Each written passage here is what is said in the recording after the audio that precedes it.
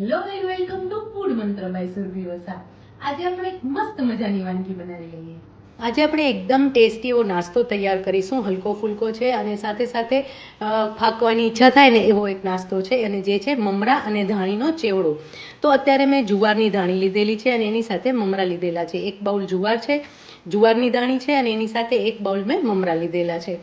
ખાસ કરીને ફાગણ મહિનામાં જુવારની દાળી ખાવાનો મહિમા છે. અત્યારે ડબલ સિઝન ચાલે છે, સવારના અને રાતના ઠંડક હોય અને બપોરના બહુ તાપ પડતો હોય છે, એટલે કફનું જે પ્રકોપ છે એ વધારે હોય છે. તો તમે જો આવું રૂખું સૂખું થોડુંક ખાઓ ને, એટલે કે જુવારની દાળી ખાઓ ને, તો કફ જે છે એ છૂટો પડી જાય છે અને એના કારણે તમને શરીરમાં સારું લાગે છે. તો સૌથી પહેલાં તો જ્યારે પણ તમે જુવારની દાળીનો ચેવડો બનાવો ને, ત્યારે જુવારની જે દાળી છે એને પહેલાં શેકી લેવાની છે. હવે એક કઢાઈમાં જુવારની દાણી લેવાની છે અને એને શેકી લેવાની છે. આવી રીતે હલાવતા રહેવાનું છે, જેથી કરીને નીચે દાણી જે છે એ બેસી ન જાય અને કાળી ન થઈ જાય. લગભગ 3 થી 4 મિનિટમાં આ દાણી શેકાઈ જાય છે. દાણી સરસ શેકાઈ ગઈ છે. હવે એને આપણે એક બાઉલમાં લઈ લઈશું. જુવારની દાણીને આપણે બાઉલમાં લઈ લઈશું.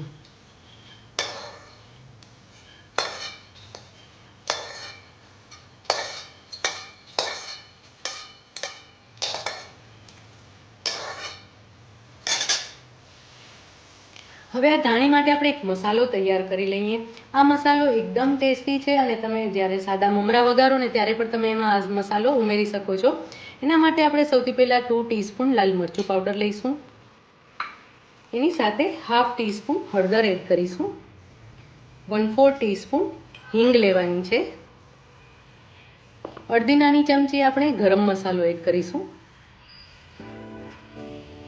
1 નાની ચમચી ચાટ મસાલો લઈશું. અડધી નાની ચમચી સંચળ પાવડર એડ કરવાનું છે અને એની સાથે 1 નાની ચમચી આપણે આમચૂર પાવડર લઈશું, જેથી કરીને ખટાશ પણ બહુ જ સરસ લાગશે અને તીખાશ. અને હવે આપણે ગળપણ એડ કરીશું. ગળપણમાં હું અત્યારે દળેલી ખાંડ લઈ રહી છું. 1 ચમચી હું દળેલી ખાંડ એડ કરી રહી છું અને આ બધી જ વસ્તુ છે એને આપણે ક્રશ કરી લેવાની છે. આમ જોવા જઈએ તો આ બધી જ વસ્તુને તમે જ્યારે ધાણી અને મમરા વઘારો ત્યારે પણ તમે એડ કરી જ શકો છો અને મિક્સ કરી શકો છો. પણ જ્યારે આ બધી જ વસ્તુને આપણે એમનેમ જ એડ કરીશું તો એનો કલર અલગ આવશે, અને જ્યારે આપણે એને ક્રશ કરી અને એક મસાલો તૈયાર કરી લઈશું તો એનો સ્વાદ અને કલર બહુ જ સરસ આવશે. હવે આ જે મસાલા છે એને આપણે ક્રશ કરી લઈએ. એકદમ ચટપટો એવો મસાલો તૈયાર થઈ ગયો છે અને તમે જોઈ શકો છો એનો કલર પણ બહુ જ સરસ આવી ગયો છે. હવે આપણે આ ચેવડો બનાવવા માટે ધાણી અને મમરાને વઘારી લઈએ. હવે આપણે કઢાઈમાં લગભગ 2 થી 3 ચમચી જેટલું તેલ લઈશું.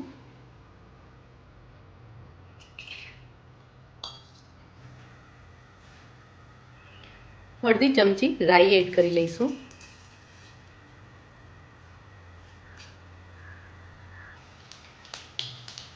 રાઈ ફૂટે એટલે 5 ચમચી હિંગ એડ કરીશું અને 5 ચમચી હળદર એડ કરીશું. આમ તો આપણે જ્યારે મસાલો તૈયાર કર્યો એની અંદર બધું એડ કરેલું જ છે. હવે એની અંદર 2 મોટી ચમચી શિંગદાણા એડ કરીશું.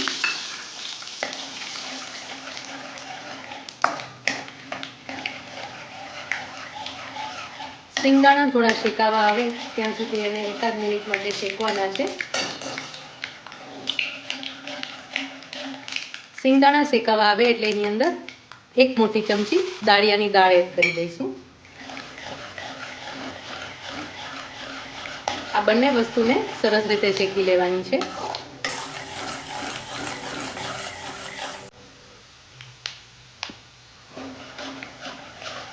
હવે એની અંદર 1 નંગ લીલું મરચું છે, જેને મેં બારીક સુધારી લીધું છે, એ લઈ લઈશું. એની સાથે 8 થી 10 લીમડાના પાન ઉમેરી દેવાના છે.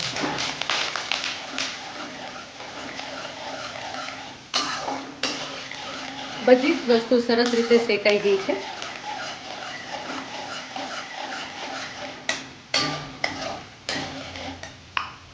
હવે અત્યારે તેલમાં જ આપણે થોડો મસાલો એડ કરી દઈશું અને બાકીનો મસાલો આપણે ઉપર એડ કરીશું.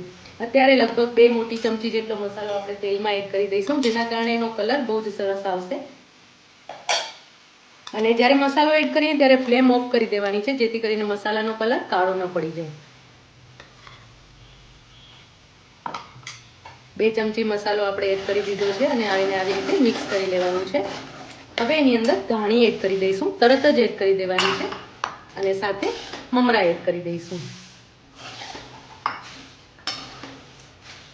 હવે બધી જ વસ્તુ સરસ રીતે મિક્સ કરી લેવાની છે.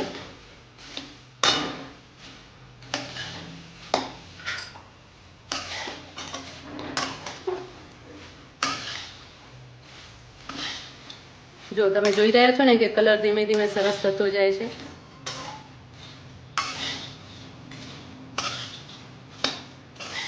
ખાસ એ યાદ રાખવાનું છે કે ફ્લેમ ઓફ કરી દેવાની છે, જેથી કરીને મસાલો કાળો ન પડી જાય અને એનો કલર એકદમ સરસ રહે.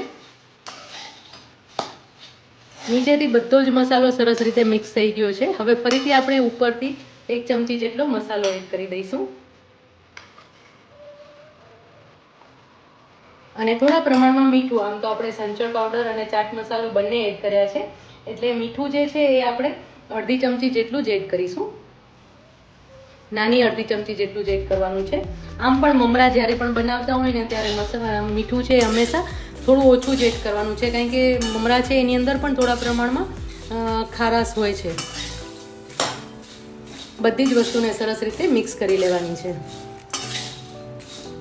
હવે જ્યારે આ સ્ટેજ ઉપર આપણે મિક્સ કરતા હોય ને ત્યારે જ એની અંદર સેવ એડ કરી દેવાની છે, જેથી કરીને એની અંદર પણ સરસ મસાલાનો સ્વાદ પડી જાય. તો અત્યારે આપણે હાફ કપ જેટલી સેવ એડ કરી દઈશું અને એને પણ મિક્સ કરી લઈશું.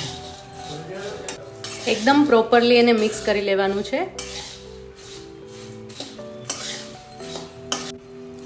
બધા જ મસાલા એકદમ સરસ મિક્સ થઈ ગયા છે અને ધાણી મમરાનો ચેવડો તૈયાર છે. એકદમ ટેસ્ટી છે. આ ચેવડો તમને ભૂખ લાગે ત્યારે તમે બાઉલ ભરીને ખાવશો તો પણ બહુ જ સરસ લાગશે. ધાણી મમરાના ચેવડાને સર્વ કરી લઈએ. એકદમ ટેસ્ટી છે. આ જે ચેવડો છે એ તમે ચા સાથે ખાશો તો બહુ જ સરસ લાગશે. અને એની સાથે સાથે તમારે જો એની ચાટ અથવા તો ભેળ બનાવવી હોય તો આની અંદર તમે ટમેટા, કાકડી એડ કરી દો અને થોડો ઉપરથી ચાટ મસાલો અને લીંબુ છાંટી દો તો બહુ જ મસ્ત મજાનો ચાટ તૈયાર થઈ જતી હોય છે. તો એકદમ મસ્ત અને હેલ્ધી એવો ધાણી મમરાનો ચેવડો તૈયાર થઈ ગયો છે. ચોક્કસથી બનાવજો. અને હા, આવી જ બીજી નવી વાનગીઓ તમારે શીખવી હોય તો ચોક્કસ જોડાયેલા રહેજો. કઈ વાનગી શીખવી છે એ પણ કમેન્ટ બોક્સમાં જણાવતા રહેજો.